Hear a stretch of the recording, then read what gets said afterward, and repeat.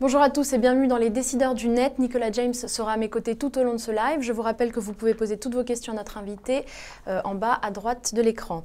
Alors aujourd'hui, nous avons le plaisir de recevoir Paul-Emmanuel Reifers. Vous êtes président et fondateur de Mazarine. Bonjour. Bonjour. Bienvenue. Bonjour. Alors vous créez Mazarine en 93. Est-ce que vous pourriez commencer par retracer un petit peu l'historique et détailler ce que vous faites concrètement chez Mazarine? Alors, je crée Mazarine en 93 à la fin de mes études. À l'époque, c'était le début ou la fin de la guerre en 92, la fin de la guerre du Golfe, donc c'était en pleine crise économique, ce qu'on peut connaître aussi un peu en ce moment. Et je voulais être entrepreneur et c'était l'opportunité de créer son entreprise. Et c'est vrai que plus on la crée jeune, plus c'est facile, quelque part parce que les risques sont moins importants. Donc très vite, j'ai créé Mazarine. Pourquoi Mazarine? Parce que j'habitais rue Mazarine. J'étais étudiant, j'avais la chance d'avoir un studio étudiant rue Mazarine et donc j'ai appelé ça Mazarine, un nom féminin, masculin, extrêmement français. Et à la fois facile pour l'international. L'objectif, c'était de créer une agence de communication spécialisée dans la culture et dans le luxe. Pourquoi? Parce que quand vous êtes une agence indépendante, quand vous voulez rester indépendant, il faut aller dans une niche de métier. Il ne faut pas aller là où tout le monde est. Et il vaut mieux être grand chez les petits que petit chez les grands. Voilà, c'était ça l'esprit. Donc, agence de communication spécialisée dans le luxe et dans la culture. Alors, depuis, vous êtes beaucoup diversifié, vous avez fait de nombreuses acquisitions. Quelles sont-elles? Est-ce que vous pouvez nous en parler un petit peu? Alors, après, ce qu'on a fait, le virage le plus important avant les acquisitions, ça a été le développement du digital. On était les premiers à penser en 2000 que le digital dans les marques de luxe, ça serait essentiel pour l'avenir. Donc, on a converti tout notre savoir-faire d'image, de connaissance des marques de luxe dans le digital en créant une agence digitale, Mazarine Digital, et qui très vite a eu énormément de croissance parce qu'on appliquait tout le savoir-faire qu'on avait avec un savoir-faire de technologie dans le digital et on s'est développé par rapport à ça. Après, pour continuer à grandir et offrir à tous nos clients, à tout notre environnement des compétences autour, on a réalisé des croissances externes parce que l'objectif, quand vous avez la chance d'avoir les meilleurs clients ou des clients très importants qui vous accompagnent, qui vous font confiance, c'est toujours donner les plus belles ressources et les meilleures ressources, à la fois créatives, technologiques et de conseils. Et vous ne pouvez pas les recruter les unes après les autres, ça prend beaucoup, beaucoup de temps. Donc on a préféré se concentrer et acquérir des agences spécialisées par métier qui apportaient tout leur savoir-faire chez Mazarine et qu'on pouvait après proposer à nos clients. Les marques de luxe ont toujours eu une certaine défiance vis-à-vis du digital. Comment est-ce que vous avez fait pour réussir à leur faire sauter le pas, les convaincre d'aller sur ce segment qui est aujourd'hui effectivement très porteur pour le secteur? Alors aujourd'hui, les marques de luxe, elles n'ont plus aucune défiance sur les digitales. Hein, c'est totalement acquis. Elles sont plutôt très investisseuses sur le digital. Mais c'est vrai qu'au début de l'ère du digital, elles étaient défiantes parce qu'une marque de luxe, elle veut d'abord qu'on lui parle de son produit, de son image et de tout ce qu'elle peut transmettre comme valeur. Si le digital ne pouvait pas elles ne veulent pas un discours digital, elles veulent qu'est-ce que je peux mettre dessus et qu'est-ce que ça va apporter à mes clients et à ma marque. Et au début du digital, elles n'avaient pas les interlocuteurs pour répondre à ça et la technologie n'était pas là non plus. Parce qu'il faut une vraie technologie pour pouvoir créer des belles choses. Comme nous avions un discours très porté sur la marque et porté sur leurs produits, c'est pour ça qu'on a pu les accompagner, se développer petit à petit avec eux et après accélérer fortement avec le développement des budgets. Vous soulignez justement la nécessité de préserver le discours de marque. C'est vrai que dans le luxe, on était historiquement vraiment dans du top-down, on contrôle le message. Avec l'arrivée du digital, des réseaux sociaux, finalement, on est un peu obligé de s'ouvrir. Est-ce que vous trouvez que finalement, qu'aujourd'hui, les marques de luxe jouent le jeu sur Facebook et sont toujours un peu plus dans cette dimension participative où finalement, on reste quand même encore dans un discours qui est vraiment assez maîtrisé? De toute façon, une marque de luxe, elle n'a pas pour vraiment vocation à être participative, elle a pour vocation de faire rêver, d'être aspirationnelle. Donc elle n'est pas dans l'échange, au sens, elle est là pour proposer des choses et aspirer les gens. Quand vous achetez une marque de luxe ou un produit, vous achetez du rêve. Donc il y a toujours, donc une marque de luxe doit avoir un temps d'avance sur vous. Elle ne doit pas demander l'avis aux autres, elle doit avoir un temps d'avance et les gens doivent adhérer et trouver ça assez génial. Donc ce qui se passe avec l'Internet, c'est que ça leur donne un moyen d'expression beaucoup, beaucoup plus large qu'avant. Ça passe par quoi sur Internet? Ça passe par des vidéos, ça passe par des vidéos, par la mise en valeur de tout ce qu'elles produisent comme contenu événementiel. Avant, vous aviez des événements et des campagnes de publicité. Donc les campagnes de publicité, vous devez tout résumer sur une page. Ou bien des catalogues. Les catalogues, c'est ennuyeux et on ne peut pas les envoyer à tout le monde. Avec le digital, vous pouvez apprendre, vous pouvez permettre aux internautes de rentrer dans les marques de luxe, de mieux les connaître et d'apprendre tout l'univers de la marque. En fait, avec le digital, on triche moins qu'avant, parce qu'il faut du contenu. Et le contenu, il faut le produire, donc il faut quand même avoir des choses à raconter, des produits à montrer, du savoir-faire. Alors, Mazarine en chiffres, ça donne quoi? Est-ce que vous pouvez communiquer peut-être sur le chiffre d'affaires en 2014 ou... Oui, on peut communiquer. Mazarine, c'est aujourd'hui environ 100 millions d'euros de chiffre d'affaires, mais c'est surtout 300 collaborateurs en France et 50 en Chine. Voilà, depuis peu pour la Chine, on va y revenir. Mais... Depuis 6 mois en Chine. Bon, c'est vrai que les taux de croissance en Chine ne sont pas les mêmes, les taux de recrutement non plus, donc c'est appelé à grandir très vite. Et 2014 a été marqué par l'acquisition de l'agence experte en social media U2U. Est-ce que vous pouvez un peu revenir sur cet événement, le pourquoi, le comment? Alors le pourquoi, c'est d'abord parce que c'est une sublime agence, animée par deux personnalités, je ne veux pas dire qu'on adore, mais qui partagent les mêmes valeurs entrepreneuriales que nous. L'important chez Mazarine, c'est toujours avoir, je disais, les meilleures expertises et les meilleurs, les meilleurs partenaires, les meilleurs consultants, directeurs artistiques. Donc ça veut dire qu'on demande à chacun des métiers d'être le meilleur dans son secteur pour accompagner les plus grandes marques. On ne peut pas se permettre d'être moyen lorsqu'on travaille avec un grand acteur du luxe ou un grand acteur de la mode ou tout simplement une grande marque. Il faut lui proposer la meilleure expertise parce qu'on ne peut pas mentir dans ce métier. Si on ment, on perd notre client. Donc on a beaucoup investi dans l'Internet, création de sites, e-commerce, etc. Et on avait moins investi dans les réseaux sociaux. Donc cette offre, on ne la proposait pas à tous nos clients systématiquement parce qu'on voulait avoir les meilleurs. On a rencontré U2U, une agence très experte, très performante, avec une façon de penser différente, très complémentaire de notre savoir-faire. C'est pour ça qu'on a décidé d'en faire l'acquisition, mais aussi d'associer les deux dirigeants, Frédéric Farrugia et Noël Amémé, au capital de Mazarine. Ce qui est important de dire aussi chez Mazarine, c'est que tous les patrons de toutes les différentes entités expertes sont tous associés en commun sur la même société, le même groupe, pour avoir un esprit d'équipe. Voilà. Alors, pour revenir sur la Chine, vous avez donc annoncé un renforcement en Chine au mois de juin, si je ne me trompe pas. Comment est-ce que s'est passé ce déploiement et comment ça s'est passé concrètement? Je crois que vous êtes associé à Pensio, une femme d'affaires de Hong Kong. Est-ce que vous pouvez nous en dire plus? Alors, on est présent en Chine depuis 5 ans. Ça fait 5 ans qu'on pense que la Chine est un secteur qui va devenir de plus en plus stratégique pour nos clients. Pourquoi? Parce qu'aujourd'hui, le déploiement de toutes nos marques, les plus grands consommateurs des marques de luxe sont aujourd'hui des étrangers, notamment l'Asie. Ces pays-là grandissent, il faut pouvoir animer localement les marques, et pour les animer localement, on ne peut plus faire tout à partir de France. Si vous n'êtes pas présent en Chine, si vous n'avez pas des équipes sur place, vous ne pouvez pas animer le marché. Vous ne pouvez pas faire des événements en habitant Paris, et vous ne pouvez pas faire des réseaux sociaux de Paris. Donc c'est important d'avoir des équipes sur place. Mais il faut transmettre le savoir-faire parce que vous avez besoin de contrôler l'image et de véhiculer un savoir-faire à la française, que nous avons. Donc il est impératif de créer des équipes sur place, et pour ça, il faut avoir beaucoup d'équipes. Le pays est très grand, donc il faut avoir des équipes à la taille du pays. Donc, quand vous êtes en Chine, vous n'avez pas une boîte de 3-4 personnes dans un pays qui compte des milliards. Non, mais il y a une question de proportion. Les événements sont 3-4 fois plus gros. 50. On est déjà 50. Mais c'est voué à grandir. On va être condamné à grandir. Tout est plus grand en Chine qu'il l'est simplement en France. Et donc, il faut avoir moi, je pense qu'il faut avoir des partenaires locaux, parce qu'il faut partager des cultures, des savoir-faire. On ne connaît pas la Chine. Il faut donc, si on veut le faire bien, s'associer à des partenaires locaux. On a rencontré Pensio, qui est une femme d'affaires très importante, une des plus grandes femmes d'affaires basée à Hong Kong, qui souhaitait se développer dans le secteur du luxe et de la communication, qui avait dans sa jeunesse créé une agence de communication et qui a voulu nous accompagner. On a donc fait un joint venture avec elle. Les taxes en Chine sur les produits de luxe sont assez importantes. Est-ce que c'est un frein pour les marques là-bas ou... Non, la Chine, ce n'est pas un frein pour les marques, c'est l'explosion pour les marques.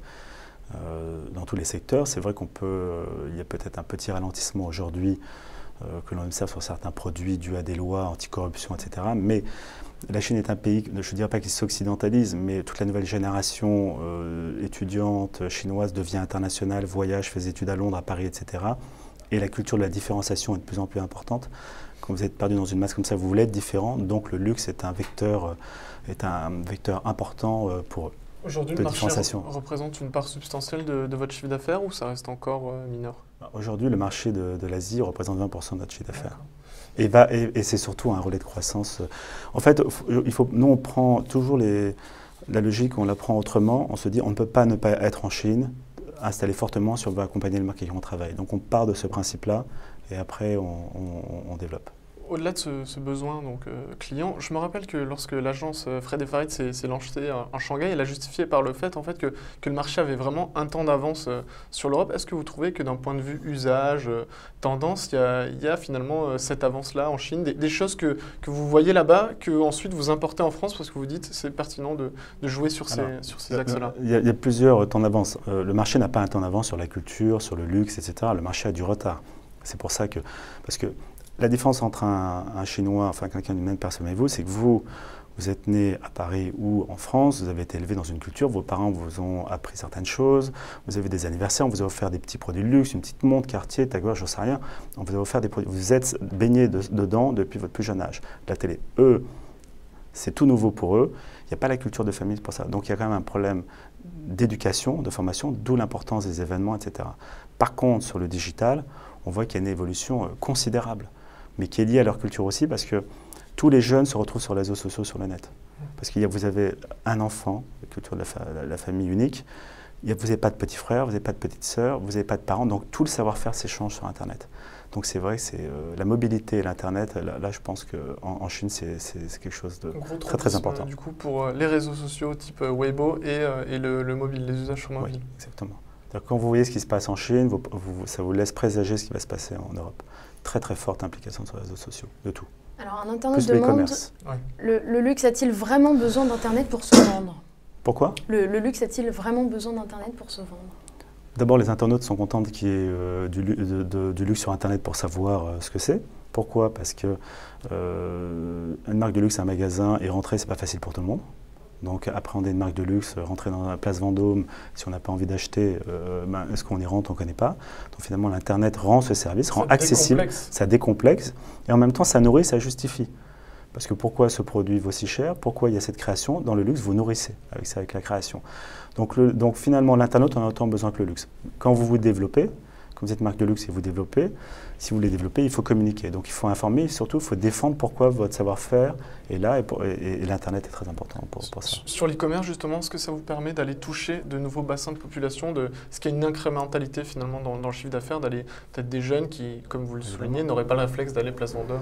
D'abord, je pense qu'il y a une nouvelle génération de gens, il suffit de voir. Enfin, moi j'ai des enfants qui ont 19 ans, ils font tout sur Internet. Donc ma fille qui a 8 ans fait tout sur Internet. Donc je me dis de toute façon, ils vont commander sur Internet. Donc je pense qu'il y a des phénomènes sociaux, des mouvements où finalement c'est le luxe qui s'adapte, vous ne pouvez pas lutter. Mais sur des pièces très chères, des sacs à 1500, 2000 euros, il n'y a pas de réticence à acheter en ligne? Non, je ne pense pas. Moi je prends, on va prendre par exemple, pas une marque de luxe, mais Net-à-Porter ou Mr Porter qui vend donc des produits de luxe, des autres marques. Je regardais la dernière fois, vous avez des blousons, des produits à 1000, 1500, 2000. Ça veut dire quoi? Aujourd'hui, vous êtes fan de luxe, vous connaissez vos produits. Vous dites, il faut que j'aille acheter un blouson. Ou vous travaillez, vous êtes quand même vous êtes une femme active, les enfants, etc. Vous sortez, il faut partir à 6 heures.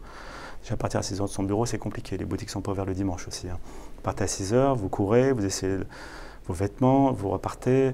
Il n'y a pas le produit, c'est compliqué. Vous allez sur Net-à-Porter, vous connaissez, vous commandez, vous faites livrer. En fait, ce qui fait que ce n'est pas juste l'Internet, c'est quel est le service que vous allez mettre derrière qui va rassurer le consommateur. Je pense que c'est ça qui est important. À partir comment, quand on est une marque de luxe, on rassure le consommateur? Par tout le service derrière. C'est pour ça que les marques de luxe vont doucement dans l'Internet et dans l'e-commerce. Parce que et c'est au cas par cas, si vous n'avez pas une organisation parfaite qui fait que si vous livrez un client, s'il y a un problème, vous ne pouvez pas reprendre le produit en temps en heure, que ça soit extrêmement simple pour lui et le relivrer dans la minute, vous créez une déception. Donc en fait, la problématique sur e-commerce, ce n'est pas de dire je mets en vente, je fais un site e-commerce pour mettre mes produits en vente, c'est quel service j'associe derrière et qu'est-ce qui fait que mon internaute va trouver ça extraordinaire, que ça reste luxueux. Alors, en magasin, il y a l'expérience consommateur-client, on peut toucher la matière, surtout dans le luxe, c'est quelque chose de très important. Qu'est-ce qu'on va chercher en ligne? Où est-ce qu'on peut se démarquer? En ligne, ce que vous prenez en ligne, c'est le temps, vous gagnez du temps. La distance, vous n'avez pas des magasins luxe dans toutes les villes. À Paris, on a une chance extraordinaire, on a tout. Et, dès que vous sortez de Paris, vous n'avez pas tout. Donc il faut se déplacer. Donc vous avez déjà l'accessibilité. Ça, c'est quand même extraordinaire. 2, vous pouvez prendre le temps de choisir. Je ne dis pas, mais vous devez connaître un certain nombre de gens qui passent leur soirée à surfer non plus. Ils ne regardent plus la télé, ils surfent. Qu'est-ce que je peux acheter, etc. On surfe en prend son temps. C'est addictif même pour certains. Pas que dans le luxe, dans tous les domaines, dans l'art et tout, ça devient addictif. Donc on surfe, on se prend à rêver, on fait ses calculs, etc. Donc je pense qu'il n'y a pas de problématique par rapport à ça. Une question, est-ce que quand on est une marque de luxe, la stratégie marketing peut être au diapason de ce que font les marques plus grand public? Est-ce qu'on fait du retargeting? Est-ce qu'on fait de l'affiliation? Est-ce qu'on fait du référencement payant? Est-ce que tous ces leviers-là sont activés également? Quand vous êtes on va prendre un site e-commerce pur, un site comme Net-à-Porter ou Mr Porter, ils font toutes ces techniques-là, évidemment. À partir du moment où vous rentrez, après vous avez plusieurs luxes. Nous faisons aussi, on travaille pour Éric Bompard, donc forcément toutes ces techniques-là, on les utilise de marketing, hein, évidemment. Peut-être sans donner de nom, mais chez vos clients, ça peut représenter un pourcentage important du chiffre d'affaires aujourd'hui, l'e-commerce, ou ça reste quand même vraiment mineur? En fait, c'est quelque chose qui se développe, qui est en croissance chaque année. Voilà. Alors pour certaines maisons, c'est l'équivalent de leur plus gros chiffre d'affaires, plus gros magasin. D'accord. Oui. Voilà. Donc, en fait, on se rend compte que très rapidement, ça devient le premier magasin. Voilà. Alors, ça dépend du magasin, mais c'est à l'échelle d'un magasin quand même. C'est très pas gros. À l'échelle de... D'accord. Oui. Ah non, c'est pas 30 ou 40% du chiffre d'affaires, pas du tout. Alors, un internaute demande, en plus de la France et de la Chine, quels sont les autres grands marchés du luxe? Est-ce qu'il cite la Russie, les Émirats, les États-Unis? Alors, bien évidemment la Russie, bien évidemment même avec les la crise du rouble? Alors, voilà, non, mais maintenant, c'est pour ça qu'on quid de l'année prochaine, parce que c'est vrai que quand le pouvoir d'achat est diminué de moitié, voire de plus que, enfin, de 80%, il y a une certaine forme de luxe qui va quand même rencontrer des problèmes aussi. Mais enfin bon, il y a des crises économiques, il y a des marchés, l'année prochaine sera peut-être plus difficile pour tout le monde. Voilà. Mais maintenant, l'autre marché qui est en croissance, en tout cas un pays qui est en croissance, en tout cas qui a une forte dynamique, c'est les États-Unis, évidemment. C'est un grand pays, les États-Unis. Mazarine voulait se lancer justement aux États-Unis. Nous, voilà, notre objectif maintenant, quand nous sommes implantés en Chine, c'est de consolider notre développement en Chine, parce que nous sommes quand même une grosse PME, donc on ne peut pas investir sur tous les secteurs à la fois. On aime bien faire bien les choses. Vous êtes présent à l'heure actuelle où? Dans quel pays? Alors on est présent en Chine, mais de façon très forte, avec des grands bureaux à Hong Kong, à Shanghai et à Pékin. Donc on occupe tout le territoire chinois, ce qui nous permet de faire toute l'Asie-Pacifique. Donc quand je dis Asie-Pacifique, c'est Singapour, Taipei, etc., de couvrir tout le territoire. Mais on a un bureau à New York, mais nous n'avons pas ce qu'on appelle une entité très importante. Voilà. Donc ce qu'on appelle une entité importante, c'est 60-70 personnes, des vraies équipes sur place et tout. Donc c'est plutôt un bureau commercial. Et ça, donc aux États-Unis, c'est notre priorité post-Chine dans les 2 ans qui viennent. Donc pas l'année prochaine, mais l'année après. Et après ça, on verra? Après on verra. On n'en est pas là. Non, parce qu'il faut faire année par année. Voilà, on ne peut pas faire. Alors, à l'image d'Hermès qui a créé un site spécifique pour ses carrés, est-ce que vous pensez que les marques vont de plus en plus être amenées à créer des sites spécifiques pour leurs éléments phares de collection? Quand Hermès fait ça, je disais, c'est comme un pop-up Internet ou un pop-up pop-up store, c'est-à-dire que ce ne sont pas des coûts marketing, mais ce sont des opérations qui visent à faire un peu d'image et à créer le buzz pour attirer les gens sur Internet. Et puis, ça répond à des besoins clairement identifiés, ça met en avant un savoir-faire. Hermès le fait avec les carrés.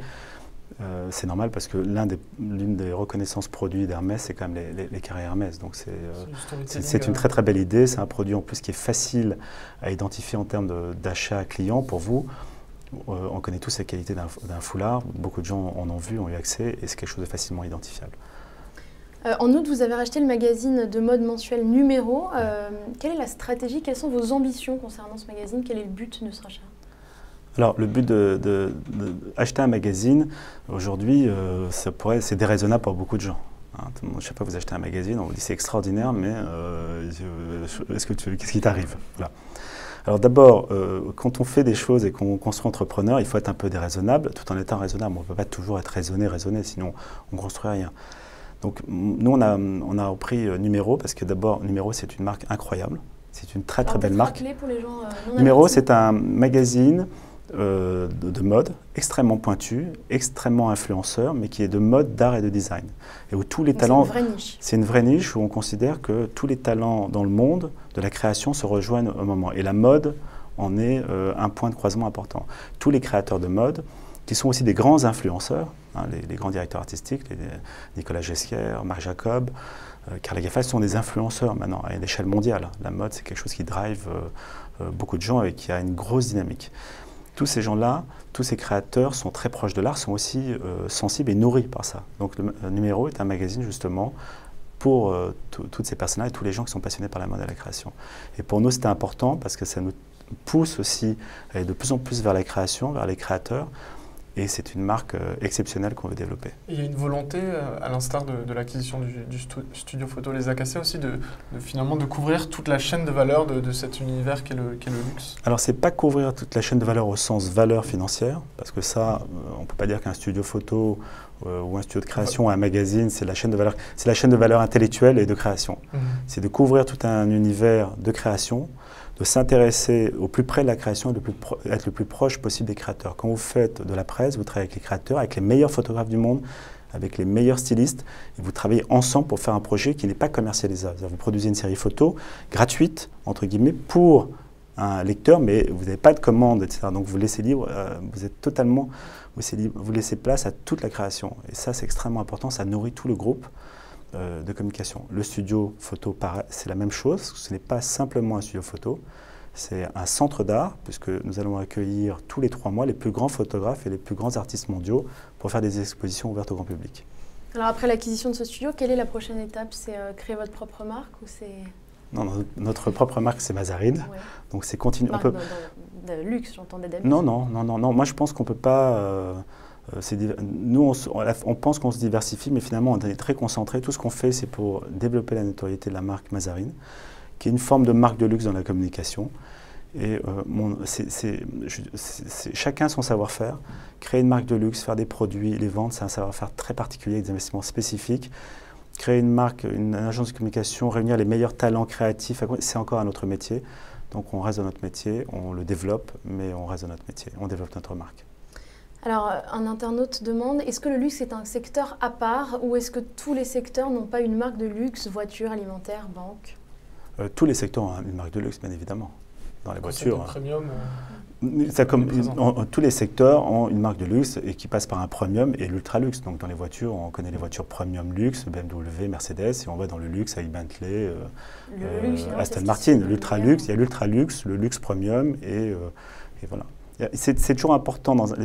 Vous aurez toujours un client pour quelque chose de très luxueux et très aspirationnel dans un objet, dans un téléphone, dans un stylo. On peut tous se servir d'un bic et vouloir un Montblanc, enfin bon, ou un stylo Cartier, mais voilà, vous aurez toujours une forme de luxe dans tous les produits. Alors, un autre internaute demande quelle stratégie pour vendre son propre parfum lorsqu'on n'a pas de budget d'une grande marque de luxe? Alors, je dirais que la stratégie de développement dans le parfum sans grand budget, c'est la plus compliquée. C'est plus compliqué parce que c'est extrêmement compliqué dans un parfum de résumer, de proposer un savoir-faire unique. Quand vous faites une montre, quand vous faites une robe, vous pouvez parler de qualité, de produits, de vestes, de coupes, de matériaux. Quand vous faites un parfum, vous faites un beau packaging et en fait, vous avez un savoir-faire dans la création de jus, mais qui est très subjectif. Voilà. D'où la difficulté du parfum. Et vous avez un réseau de distribution extrêmement, qui n'est pas très sélectif, qui est plutôt large. Donc c'est vrai que les lancements de parfums, c'est ce qui fait aussi que les lancements sont souvent très chers, très coûteux, qui fait aussi qu'il y a des rentabilités, des marges. Donc pour avoir des amis qui ont créé leur propre marque de parfum, il faut faire des parfums exclusifs, très petits, très identitaires, relativement chers pour pouvoir se financer. Donc si c'est cher, il faut vraiment justifier le prix. Donc il faut mettre beaucoup de savoir-faire dedans. Vos perspectives pour 2015, elles sont plutôt bonnes? Nos perspectives sont à la hauteur de la conjoncture. C'est-à-dire que si on écoutait la conjoncture, on se dirait qu'elles sont normales. Mais Mazarine, c'est un groupe qui s'est toujours développé dans la crise. Parce que c'est dans les crises qu'on trouve, qu'on se recentre. On dit souvent que le luxe va contre-courant des crises. Le luxe, il va plutôt aller moyennement l'année prochaine. Mais ça vous oblige à justement investir, à trouver de nouvelles idées. Et je trouve que c'est dans les crises ou dans les moments difficiles que finalement on va beaucoup plus vite que quand tout le monde va. Je trouve presque plus facile de grandir dans les crises que de courir après le train qui va très vite quand tout va très bien. Voilà. Comment vous l'expliquez ça, que ça marche plutôt bien pour vous? Ça marche bien pour nous parce que tout en grandissant, Mazarine reste extrêmement concentré sur ses métiers et en fait on a l'impression qu'on se diversifie mais on ne se diversifie pas du tout. On reste concentré dans notre secteur, premium marque de luxe, culture, et on a des véritables experts par métier. Donc finalement, ce que nos clients achètent, c'est le maximum de qualité. Je ne veux pas parler de rapport qualité-prix, mais ils ont une qualité maximale par rapport aux gens qui travaillent pour eux. Ils ne sont pas trompés. Et les opérations de croissance externe ne sont jamais aisées. Comment est-ce que vous avez fait pour réussir à préserver votre ADN en ingérant Mademoiselle Noy, You2You? C'est que déjà en amont, c'était finalement des agences qui partageaient votre sensibilité, ou il y a quand même eu un travail à l'image, par exemple, de les faire remonter à l'actionnariat? Si on veut partager les ADN, monter à l'actionnariat des managers, c'est une façon de les remercier, de les associer aux résultats de l'entreprise. Ce n'est pas une façon d'intégrer forcément en image les agences. On part d'abord du postulat, est-ce qu'il y a des valeurs croisées très importantes qui vont se rejoindre chez nous? Des valeurs de travail, d'investissement, d'exigence, de qualité. C'est la base, des valeurs humaines extrêmement importantes.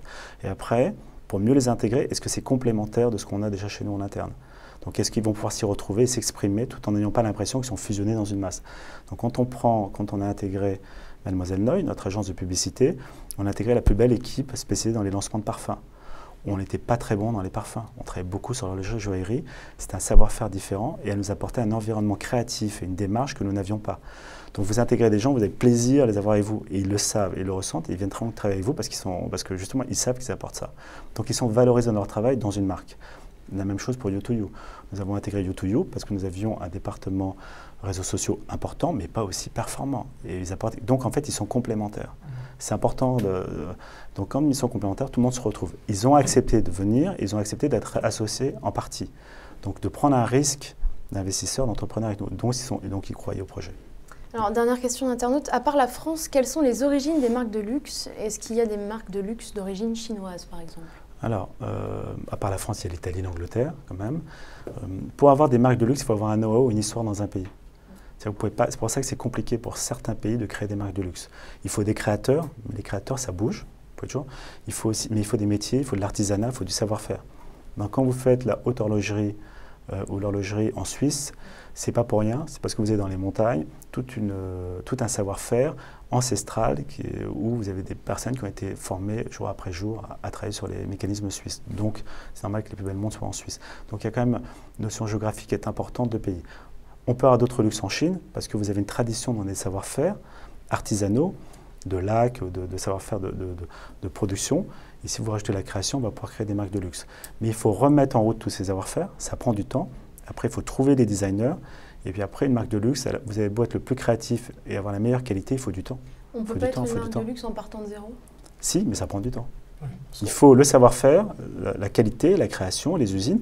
Quand vous voyez, on parle de Hermès, de Cartier, de Chanel, ce n'est pas juste des créateurs et du marketing. Derrière, vous avez des usines, des ouvriers qualifiés, des petites mains, des stylistes. C'est un savoir-faire impossible à retrouver. Ça prend des années à construire des équipes homogènes qui travaillent qualitativement, créer des ateliers. On voit d'ailleurs sur le whisky, par exemple, où les Japonais aujourd'hui surpassent les Écossais. Le meilleur whisky du monde a été japonais. Parce qu'ils ont une tradition de savoir-faire au Japon très forte aussi, ancestrale. Voilà. C'est pour ça que la culture est très importante avec le luxe. Merci infiniment d'avoir participé à notre émission. On se retrouve à la rentrée pour un nouveau numéro des Décideurs du Net. Merci.